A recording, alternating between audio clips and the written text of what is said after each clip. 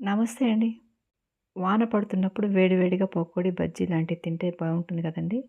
వాము ఆకుతో పకోడీ తయారు చేసి నేను ఆ పనే చేశాను. రండి మీకు కూడా ఒకసారి రుచి చూపిస్తాను. ఇందుకోసం వామాకు కడిగి శుభ్రం చేసి పెట్టుకోవాలి. తర్వాత ఒక బౌల్‌లోకి కట్ చేసి పెట్టుకున్న ఆనియన్స్, పచ్చిమిర్చి, కరివేపాకు, శనగపిండి, అలాగే రుచికి సరిపడా ఉప్పు, కొద్దిగా సోడా ఉప్పు, కొద్దిగా వాము పొడి తీసుకొని తర్వాత దీనిలో మరుగుతున్న ఆయిల్‌ని చేర్చుకోవాలి.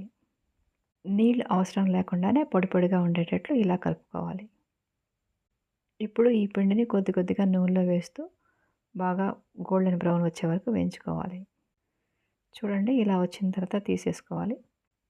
మిగిలిన పిండి అంతా కూడా ఇలాగే వేసేసుకోవాలి. చాలా క్రిస్పీగా కరకరలాడుతూ చాలా బావుంటాయండి. మీరు కూడా ఒకసారి ట్రై చేయండి. నాకు ఒక లైక్ చేయండి.